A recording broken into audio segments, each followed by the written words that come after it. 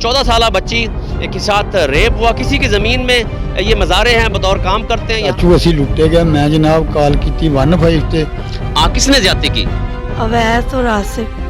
अच्छा, ये अवैस जो है ज्यादती करता रहा, और वीडियो किसने बनाई फिर? अवैस जदों आसिफ ज्यादती करता रहा तो अवैस ने बनाई है। ज्यादती दोनों ने की है। हाँ जी।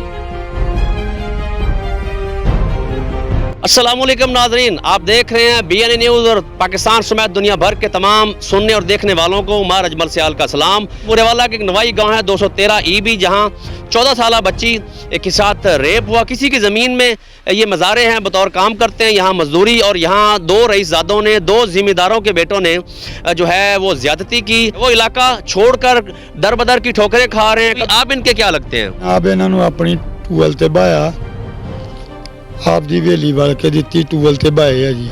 ਜਾਂ ਮੈਨੂੰ ਬੱਚੀ ਦੀ ਮਾਂ ਨੇ ਕਾਲ ਕੀਤੀ ਵੀ ਚਾਚੂ ਅਸੀਂ ਲੁੱਟੇ ਗਏ। ਮੈਂ ਜਨਾਬ ਕਾਲ ਕੀਤੀ 15 ਤੇ। ਜਦੋਂ ਮੈਂ ਮੋਟਰਸਾਈਕਲ ਤੇ 3 ਕਿੱਲੇ ਪੰਧ ਆਇਆ ਤੇ ਗਾੜੀਆਂ ਮੁਲਜ਼ਮ ਭੱਜੇ ਜਾਂਦੇ ਸੀ ਜੀ, 2 ਜਣੇ ਆਸਫ ਔਰ ਅਵੈਸ। ਤੇ 15 ਵਾਲਿਆਂ ਨੇ ਕੀਤੀ ਥਾਣੇ ਵਾਲਿਆਂ ਨੂੰ, ਤੇ ਥਾਣੇ ਵਾਲਿਆਂ ਨੇ ਜੀ ਇੱਥੇ ਆ ਗਏ, ਤੇ ਇੱਥੇ ਆ ਕੇ ਉਹਨਾਂ ਨੇ ਸਾਨੂੰ ਕਿਹਾ ਜਨਾਬ ਤੁਸੀਂ ਐਵੇਂ ਕਰੋ, ਦੋਵੇਂ ਪਾਰਟੀਆਂ ਗੱਗੋ ਆ ਜਾਓ। ਸਾਨੂੰ ਜੀ ਉੱਥੋਂ ਲੜਾਈ ਝਗੜੇ ਦਾ ਡਾਕਰ ਦੇ ਕੇ ਨਾ ਦੋਵੇਂ ਮੁਲਜ਼ਮ ਉੱਥੇ ਪੇਸ਼ ਸੀ ਜੀ। ਉਸ ਟਾਈਮ SHO ਦੇ ਵੀ ਪੇਸ਼ ਹੋਏ ਆ, ਦੋਵੇਂ ਮੁਲਜ਼ਮ ਪੇਸ਼ ਸੀ ਉਸ ਵੇਲੇ। ਤੇ ਜਾ ਕੇ ਇਹਨਾਂ ਨੇ ਸਾਨੂੰ ਲੜਾਈ ਝਗੜੇ ਦਾ ਡਾਕਰ ਦਿੱਤਾ। ਅਨਪੜ੍ਹ ਬੰਦੇ ਆ ਜੀ ਅਸੀਂ ਦੋਵੇਂ, ਮੈਂ ਵੀ ਤੇ ਕੁੜੀ ਦਾ ਬਾਪ ਵੀ। ਅਸੀਂ ਡਾਕਰ ਲੈ ਕੇ ਚਲੇ ਗਏ ਹਸਪਤਾਲ ਸਰਕਾਰੀ 'ਚ। ਸਾਨੂੰ ਜਨਾਬ ਇਹਨਾਂ ਨੇ ਕੀ ਕੰਮ ਕੀਤਾ, ਉੱਥੇ ਜਦੋਂ ਅਸੀਂ ਜਾ ਕੇ ਇਹ ਡਾਕਰ ਪੇਸ਼ ਕੀਤਾ, ਉਹਨਾਂ ਨੇ ਆਖਿਆ ਲੜਾਈ ਝਗੜੇ ਦਾ ਡਾਕਰ, ਕਿਹਨੂੰ ਚੋਟਾਂ ਲੱਗੀਆਂ? ਮੈਂ ਕਿਹਾ ਜਨਾਬ ਚੋਟਾਂ ਨਹੀਂ ਲੱਗੀਆਂ, ਜਨਾਹ ਦਾ ਕੇਸ ਆ। ਉਹਨੇ ਆਖਿਆ ਤੇ ਲਿਖਿਆ ਹੀ ਕੁਝ ਨਹੀਂ, ਤੁਹਾਨੂੰ ਡਾਕਰ ਕਾਹਦਾ ਦੇ ਦਈਏ, ਆਪਣਾ ਰਿਜ਼ਲਟ ਕਾਹਦਾ ਦਈਏ। ਅਗਲੇ ਦਿਨ ਅਸੀਂ ਗਏ ਆ ਦੁਬਾਰਾ ਵਕੀਲ ਕੋਲ, ਤੇ ਵਕੀਲ ਨੂੰ ਨਾਲ ਲੈ ਕੇ ਫਿਰ ਜੱਜ ਦੇ ਪੇਸ਼ ਹੋਏ ਆ। ਜੱਜ ने जज के ऑर्डर ਨਾਲ डॉक्टर मिले और मेडिकल हाँ जी, यानी पुलिस ने कुछ भी नहीं किया। अब बच्ची भी मौजूद है जिसके साथ ये ज्यादती हुई, तो 14 साल इसकी उम्र है और ये मज़ारे थे। ये बताएं कौन लोग थे जिन्होंने ज्यादती की, और इससे पहले को ताल्लुक था आपका उनके साथ? नहीं। किसने ज्यादती की?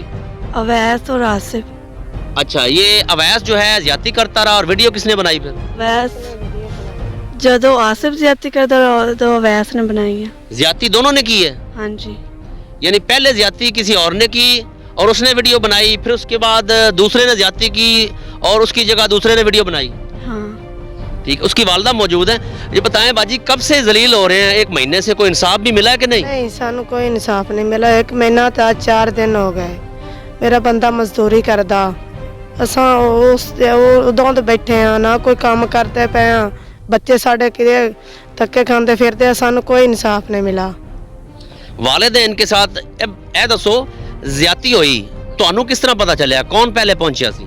इनकी वालदा पहुंची। 15 ते कॉल किन्ने की थी? जिसके डेरे पर बैठे उन्होंने कॉल की थी। फिर पुलिस आई, वकूआ रिकॉर्ड हुआ। वो ना दूसरा मुल्ज़िमों के घर के जिन्होंने ज्यादती की, ना कुछ बस ऐसे आते मौका देखते वापस चले गए, ना उन्होंने तसल्ली से मौका देखा, ना कुछ किया।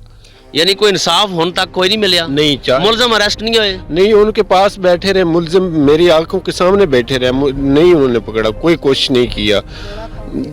हम यानी जो ज्यादती का वकूआ हुआ तो उसके बाद 15 की कॉल हुई और पुलिस यहाँ मौका पे पहुंची, और उसके बाद इनका कहना है कि थाने में मुद्दई और मुल्ज़िम दोनों इकट्ठे बैठे रहे और पुलिस ने अरेस्ट नहीं किया। इंसाफ चाहिए, इंसाफ सानू चाहिए। सानू 1 महीना तो 4 दिन हो गए। मेरी बच्ची की जिंदगी बर्बाद हो गई इस वजह तो। किसी अगे जोगी ना रही है ना पिछे जोगी। और कोई यही आखसी ना ये आए मसला बना। सानू इंसाफ चाहिए। ਇਹਨਾਂ ਨਾਲ ਜ਼ਿਆਦਤੀ ਹੋਈ ਆ, ਇਹ ਕੀਤੀ ਹੈ ਜੀ ਆਸਫ ਨੇ ਤੇ ਅਵੈਸ ਨੇ। ਤੇ ਅਸੀਂ ਇੱਥੇ ਆਪਣੇ ਟੂਬਲ ਤੇ ਮੌਜੂਦ ਰਹਿੰਦੇ ਆ। ਇਹਨਾਂ ਨਾਲ ਮਜ਼ੀਦ ਇਹਨਾਂ ਨੂੰ ਜੀ ਜ਼ਿਆਦਾ ਤੋਂ ਜ਼ਿਆਦਾ ਸਜ਼ਾ ਹੋਣੀ।